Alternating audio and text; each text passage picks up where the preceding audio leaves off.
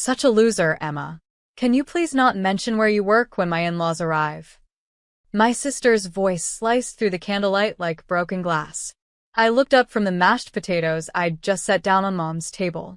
She said it so casually, like I was the help, not the sister who worked 2 jobs to pay her college tuition. Her fiancé's parents, stiff, country club smiles, pretended to sip their wine. My mother gave that tight, warning look that meant don't make a scene. My father cleared his throat, pretending he hadn't heard. But my chest felt like it had cracked open. My name is Emma Lane, I'm 32. And if you think you know how this ends, stay tuned. I smiled politely, the kind of smile you wear when you've run out of safe words. Don't worry, Claire, I said quietly. I won't embarrass you. She rolled her eyes and turned to her fiancé's mother. Emma works at a diner, she announced like she was sharing a charity case. Laughter rippled at the table, thin and brittle. I felt heat crawl up my neck, but my voice stayed calm. Actually, 2 diners, I corrected softly. Double shifts help when you're covering someone's tuition payments. The table fell silent. Claire's fiancé, Mark, blinked. Wait, you paid for... Let's not dwell on the past, Mom interrupted sharply, forcing a laugh that didn't reach her eyes. But the truth was already out, humming like electricity under the tablecloth. Dinner continued in awkward fragments, silverware clinking, conversations forced. I kept my eyes on my plate, counting every second until I could leave. After dessert, Claire followed me to the hallway. Why do you always have to ruin things? She hissed. Ruin what? Your curated image? I said, slipping on my coat. Don't worry. I won't be around to mess it up. Her mouth opened, but I was already walking toward the door. Outside, cold air slapped my face, and I finally exhaled. I'd spent years feeding her dreams while starving mine. But something shifted tonight. Quiet, steady, irreversible. And by the time the first rent day rolled around, she'd understand what it means when the person you call a loser stops paying your bills. The next morning, sunlight hit my kitchen window like an accusation. My phone buzzed with work notifications, but I stared at the list of automatic payments, utilities, student loan, and one that stood out like a bruise. Claire's rent. $1,450. Due on the 1st. I hovered over the cancel autopay button for a long minute before tapping it. A clean click. It was like deleting an old version of myself. The sound of the coffee machine grounded me back into my small apartment. Every surface smelled faintly of lemon cleaner and effort. I'd built this life inch by inch. Waitress mornings, night shifts at the copy shop, online design classes in between. Not glamorous, but mine. Claire had never asked where the money came from. She just accepted it. The rent transfers, the tuition payments, the loans that never got repaid. Her version of me existed somewhere between background noise and bank account.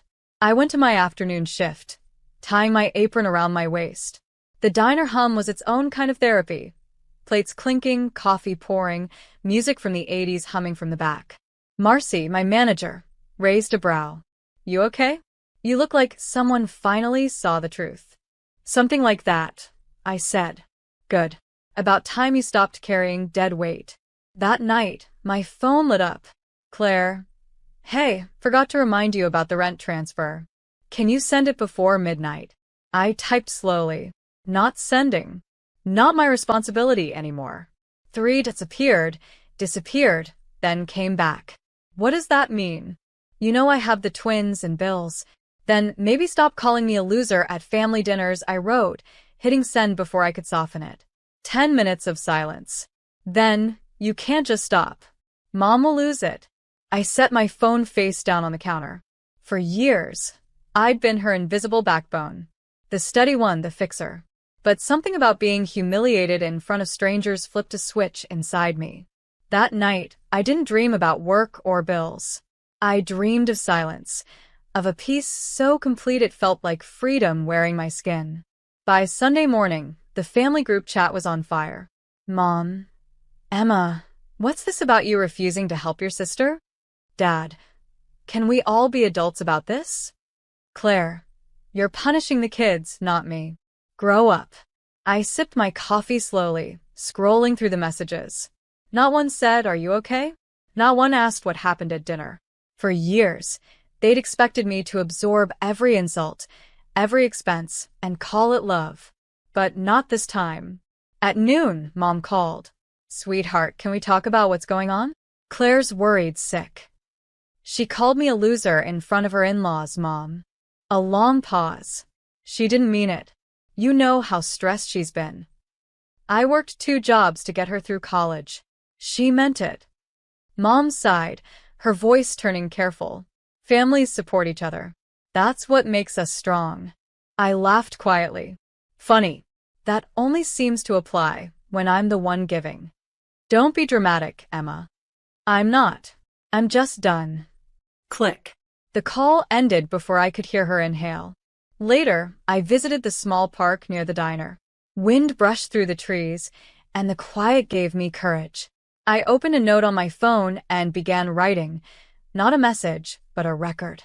Every payment I'd made, every tuition check, every month of rent. By the time I finished, the list scrolled for nearly a minute. It wasn't about money anymore. It was about acknowledgement. That evening, I texted the family group, "Dinner next Sunday. My place. Everyone's invited." Claire replied instantly, "So you're finally coming around?" "Sure," I typed. "Bring receipts. We'll talk about support." Ethan, my quiet friend from the diner who'd seen me drag myself through night shifts, peeked over my phone screen as I hit send. "Big move," he said. "Yeah," I replied, feeling the tremor in my hands. But someone's got to rewrite the story. And this time, it wasn't going to end with me cleaning up the mess. The following Sunday, my small apartment smelled like coffee and confrontation. I'd cleaned the counters twice, rearranged the chairs, then forced myself to stop fussing. They were coming not for me but for answers. At 6 sharp, the doorbell rang. Claire arrived first, perfectly dressed for sympathy. "I brought dessert," she said sweetly, holding up a bakery box like peace offering. "Keep it sealed," I said, stepping aside. "We're not celebrating." Behind her came Mom and Dad, already tense. Mom clutched her purse like a life vest. Dad looked at everything except me. They sat stiffly around my table, the same table where Ethan and I had eaten takeout 100 quiet nights. I placed a folder in front of them. "That's a summary of what I've paid for over the last 10 years. I began.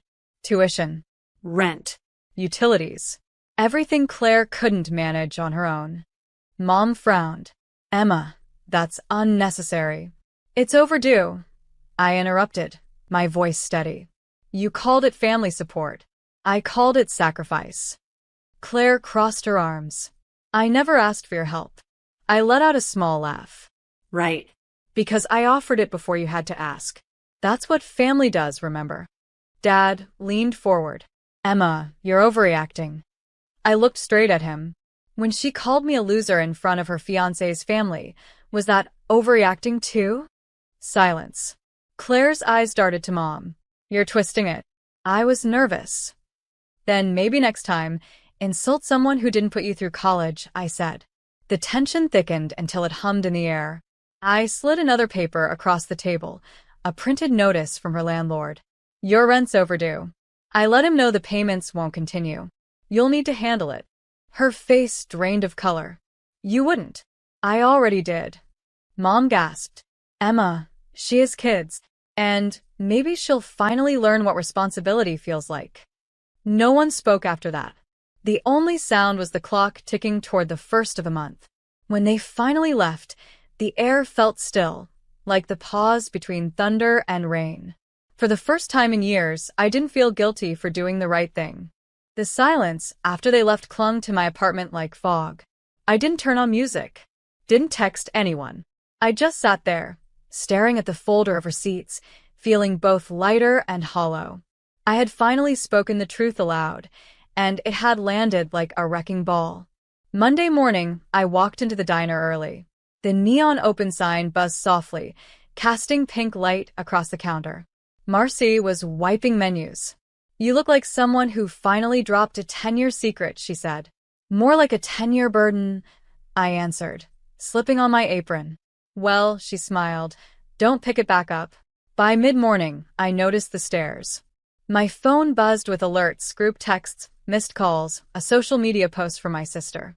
She'd written, "Some people would rather humiliate family than help them. Can't believe blood can be this cold." Hundreds of sympathy emojis trailed beneath it. For a second, I felt that familiar urge to explain, to defend. But then I remembered the silence at my wedding, the whispers at dinner, the bills with my name on them. Not this time.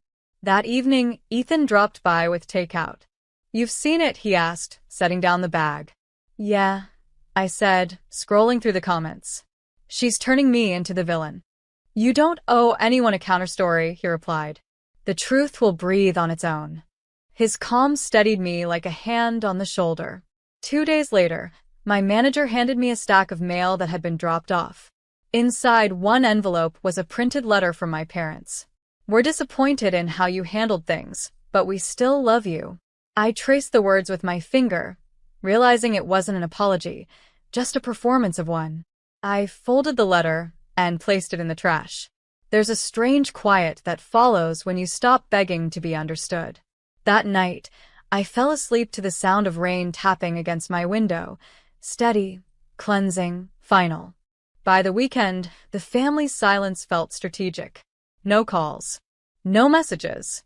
Just the kind of quiet that dares you to break it first. But I'd learned something new. Silence isn't punishment when it's chosen. It's peace. Sunday afternoon, while I was refilling coffee at the diner, a familiar voice broke through the noise. "Emma?" I turned, nearly dropping the pot. Claire stood there, makeup perfect but eyes red-rimmed. "Can we talk?" she asked. I nodded toward a corner booth. 10 minutes. That's all I've got. She slid in across from me, her hands trembling around a napkin. "I shouldn't have said what I did at dinner," she began. I waited. She exhaled shakily. I wanted them to like me. Mark's parents. They're judgmental, and I panicked." "You didn't panic," I said quietly. "You aimed your shame at me." "That's not the same thing." She flinched, but didn't deny it. "I lost the apartment," she whispered. "Mom's furious. Dad won't even talk to me. I'm staying at a friend's house for now." I studied her for a long moment. The proud sister, who'd once looked down on me, now sat small and scared. "You'll figure it out," I said. "Please, Emma. I can't do this alone." "You never had to," I said softly. "You just chose to forget who was helping you." She bit her lip. "You're really not going to help me, are you?" "I already did," I replied. "For 10 years. A single tear rolled down her cheek before she stood. "You've changed." "No," I said, returning to the counter. I finally stopped pretending. After she left, Marcy nodded toward me from the register. "You okay?" I looked out the window, at the fading light over Main Street. "Yeah," I said. "For the first time, I think I actually am." When I clocked out that night, my phone was quiet. No guilt, no begging, no apologies. Just silence. And this time it felt earned. The next morning, sunlight spilled across my kitchen table, glinting off the stack of mail I hadn't touched all week. A notice from my landlord, a few bills, and one cream-colored envelope addressed in my mother's handwriting. I didn't open it right away. Instead, I poured coffee and sat staring at the steam curling upward, remembering all the mornings I'd rushed out early so Claire could sleep in. Years of quiet sacrifices disguised as love. When I finally opened the letter, her words were carefully rehearsed. "Families shouldn't fight over money. We've all made mistakes. You should have been kinder to your sister." No mention of what she'd said at dinner. No apology. Just guilt disguised as grace. I folded the paper, slid it into the drawer, and wrote a reply I never planned to send. "Dear Mom, I'm not angry. I'm awake. There's a difference." At the diner that afternoon, Ethan walked in with 2 coffees. "You've been quiet," he said, sliding into the booth. "I'm processing," I admitted. "It's strange, letting go of something that's defined you for so long." He studied me for a moment. "You're allowed to build a life that doesn't include people who keep tearing you down. Even if they're family? Especially if they're family."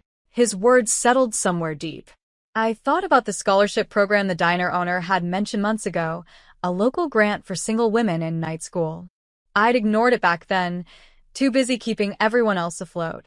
But now, the idea flickered like a new sunrise. That evening, I sat at my desk and filled out the application. For the first time, I was investing in myself. My own name in the recipient box felt strange and thrilling. Before bed, I checked my phone one last time. No messages. No noise. Just peace. And for the first time, I didn't mistake silence for loneliness. It sounded a lot like freedom. A month passed quietly. The first of the month came and went, no payment, no pleading text. Just a subtle shift in air, like everyone had realized the old dynamic was dead. At the diner, things changed too. Customers I'd served for years started greeting me by name instead of sweetheart. Marcy promoted me to assistant manager. "You've got leadership written all over you," she said, handing me new keys. For the first time, I believed her. That same week, Ethan helped me set up a small workspace in my living room. "If you're serious about the design classes, you need a proper setup," he said, assembling a secondhand monitor. "I don't even know where to start," I confessed. "Start where you always have," he said, "by showing up." I laughed, not out of disbelief, but recognition. For years, I'd shown up for everyone else. Now I was finally showing up for me. By Friday, a voicemail from Claire appeared. Her voice cracked midway through. "I got a part-time job. I'm sorry for everything I said. You were right. I didn't understand." I replayed it twice, unsure how to feel. The apology I'd wanted for a decade came softly, too late. But I didn't delete it. I just saved it under closure. Later that night, I hosted a small dinner, Marcy, Ethan, and a few coworkers. Laughter filled the apartment where arguments once echoed. We toasted with cheap wine and loud music, and for once, I didn't feel like an outsider in my own life. When the clock struck midnight, I looked out at the quiet street. Somewhere, Claire was probably counting down the hours until her next rent payment. I didn't feel satisfaction or spite, just understanding. Sometimes, peace doesn't roar. It whispers. Ethan clinked his glass against mine. "To what?" he asked. "To new cycles," I said. "And to finally ending the old ones."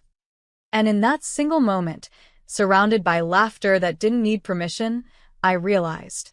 The silence I once feared had become the sound of my freedom.